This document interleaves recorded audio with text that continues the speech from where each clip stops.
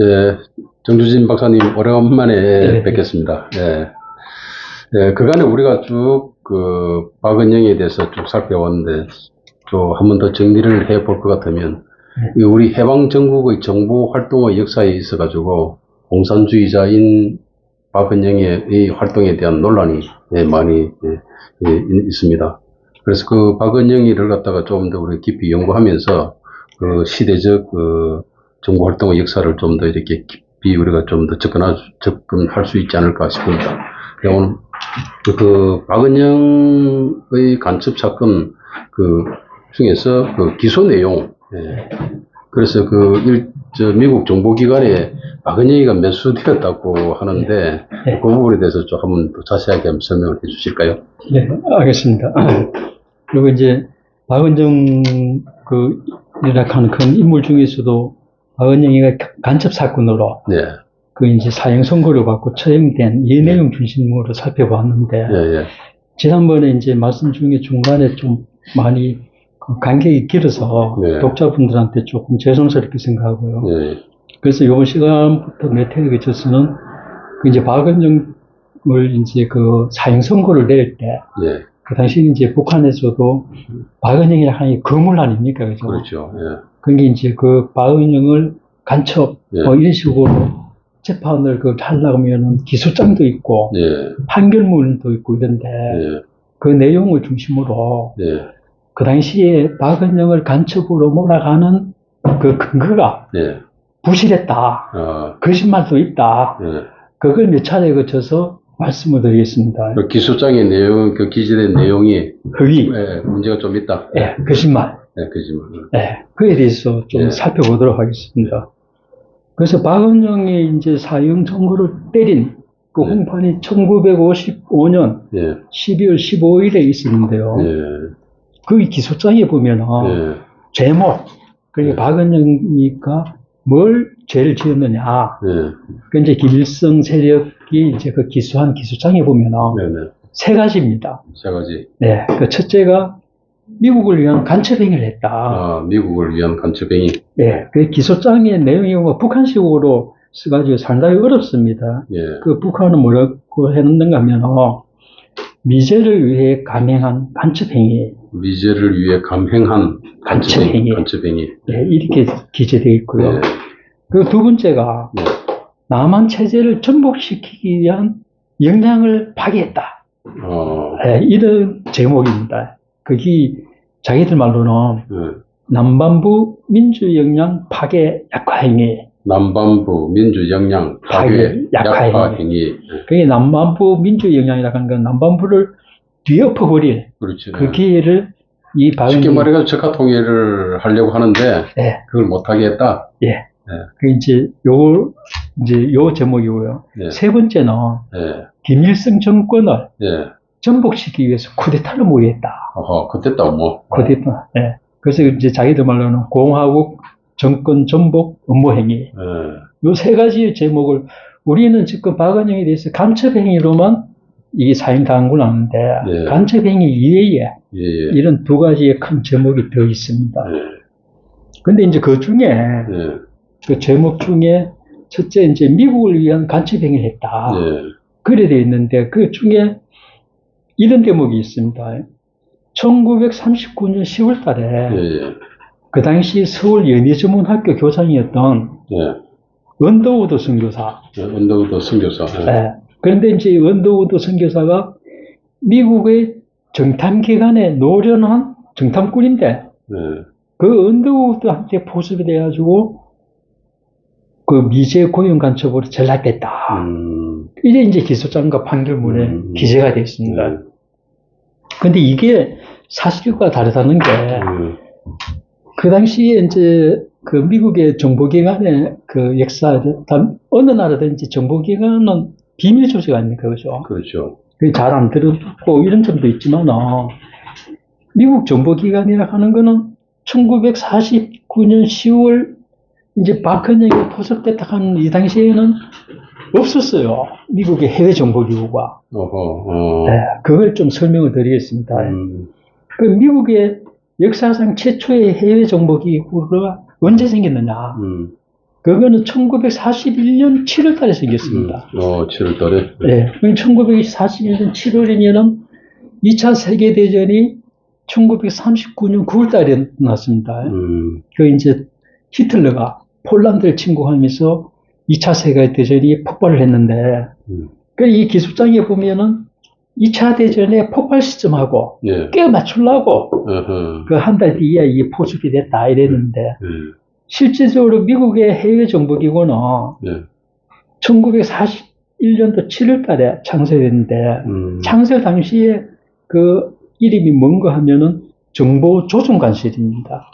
조정관실? 예, 이건 미국 대통령의 직속 기구고, 미국 역사상 최초의 해외 정보기구인데, 그 이제 영어로 약칭은 COI. 그 이제 플레이먼 Coordinator of Information. Coordinator of Information. 예, COI.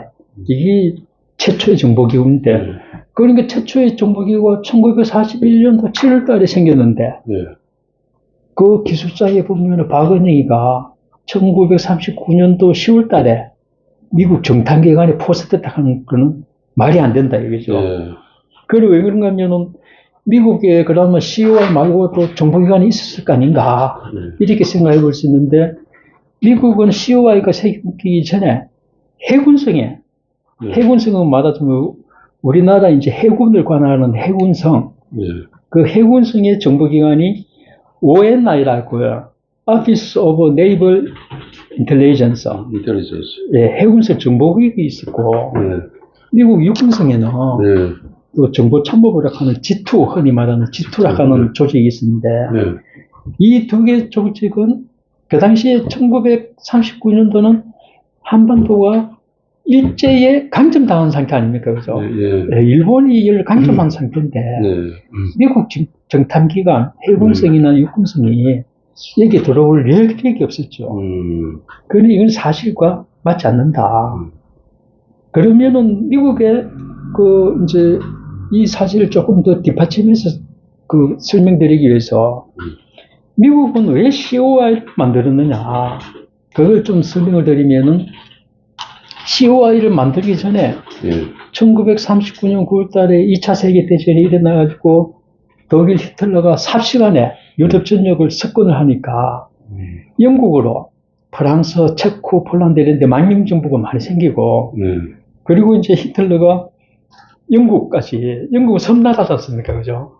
그래서 대서양을 건너서 영국까지 이제 점령하기 위해서 로켓도 막 쏘고 공격을 해오니까 미국으로 봐서는 대서양의 중요한 거점이 영국이까지 히틀러한테 떨어지면 미국으로서도 안보 위협이 있을 거 아닙니까? 그렇죠. 그래서 예의주시하고 있는데, 그 당시에 대통령이 이제 루스벨트 대통령인데, 루스벨트는 프랑클린 델라노 루스벨트가 하는 이제, 루스벨트 이런 사람이 두 명 있죠. 이 아들 시어도 루스벨트가 있었고, 이 약칭으로는 FDR이라고 하는데, 그 당시에 이제 루스벨트 대통령이 2차 세계대전을 이렇게 관망하니까, 영국에서 올라오는 정보보고들이, 그 이제 미국에 무관도 나가 있고, 대사도 나가 있는데, 정보보고가 다 다른 거예요.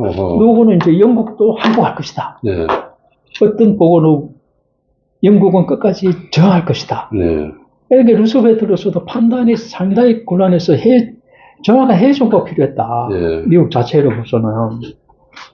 근데 또 영국 측에서 볼 적에는 독일이 막 침공해오니까 영국 자체도 그 군사력이 한계가 있지 않습니까? 그러니까 그 당시에 미국에서 예비로 가 있는 구축함을 우리한테 지원해달라. 그러면서 또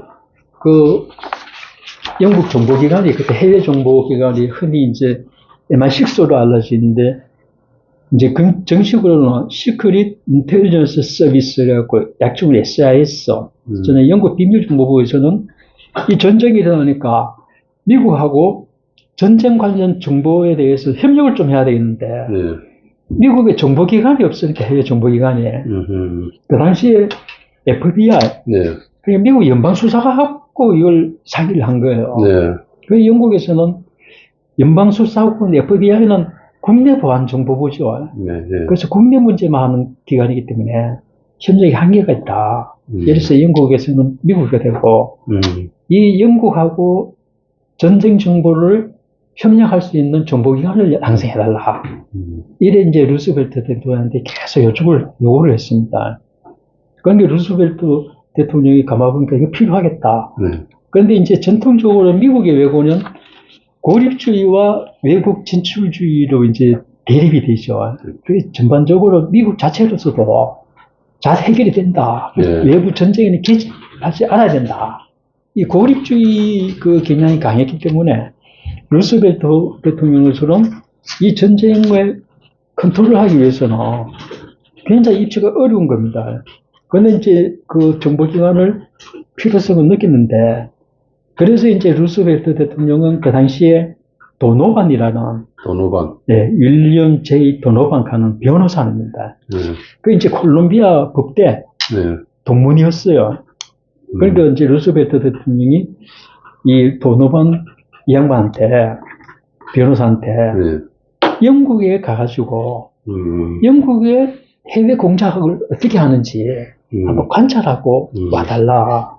그래갖고 도노반이 1940년 7월 14일부터 8월 4일까지 영국의 대통령 특사로 가가지고, 영국의 정보기관을 다 둘러보게 됩니다. 그 영국에서는 좋은 기회가 왔죠. 미국과의 정보공작 협력을 할 수 있는 토대가 구축된 겁니다. 그래서 영국을 방문한 도노반을 융숭하게 대접했습니다. 영국에서는. 그래갖고 그 당시에 영국의 해외 정보 활동, 우리가 이제 냉전 시대에 흔히 007 하는 거 있지 않습니까? 그걸 이제 영국의 그 작가 이언 플레밍이, 그것도 MI6 출신이에요. 그 이 사람들이 그 당시에 해외 공작을 007 하는 그 새로운 전쟁 기법이거든요. 그걸 하는 걸 다 이제 도노반한테 보여주고, 실수도 보여주고, 융성한 대접을 이제 해주고 왔는데, 그 다시 돌아와가지고, 도노반은 다시 영국 정보기관에서, 영국뿐만 아니라 해외에서 정보 활동이 어떻게 되어 있는지를 보여주겠다.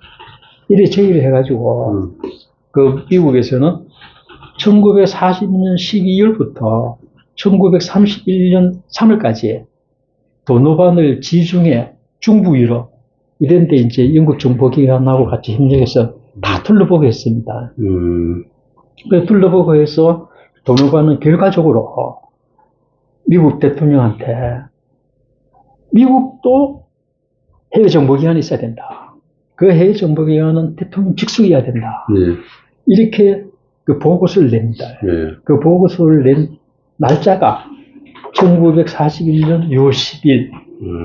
한국의 중앙정보부가 창설된 날짜도 6월 10일이죠.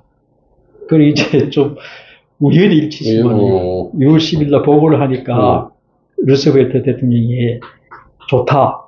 이렇게 1941년 6월 18일 날 이 보고서에 사인을 해서 집행하라. 이렇게 이제 지시가 내렸는데, 이래 해서 미국 역사상 최초의 그 해외 정보기관인 COI가 탄생이 된 겁니다. 근데 이 COI가 지금 도노반이 1941년 3월까지 2차로 영국 해외 공작 현장을 둘러봤는데, 1941년 12월 달에 진주만 기습 사태가 터지죠. 그 이제 일본이 하와이를 기습을 해가지고 태평양 전쟁이 일어나니까 그 이제 그 당시에 루스벨트 대통령은 이 조직을 확대해가지고 1942년 6월 달에 전략정보궁 그 이제 약칭으로 OSS 그 이제 그 풀네임이 Office of Strategic Service 이랬는데, 이 전략정보국을 이제 창설해가지고 2차 세계대전 중에 이제 미국도 본격적인 해외 정보 공작을 하게 된 겁니다. 그래서 정리를 하자면 이 박은영 간첩 사건에 김일성이가 이제 그 박은영이를 간첩으로 몰았는데 미제 간첩으로 몰았는데 그때는 이미 그 정보기구가 없었다, 미국에서는. 미국에는 없었다. 그래서 허위다. 예, 허위다. 여기 예, 보면 기술장에 예, 예. 미국 정탐기관의 노련한 탐정인 언더드와 연결 맺고 이랬는데 예. 이거는 사실과 맞지 않다. 예. 역사적으로. 예. 그래서 이걸 미국의 정보기관의 역사를 모르면 예. 이게 진짜인지 가짜인지 예. 알 수가 없는 거죠. 예.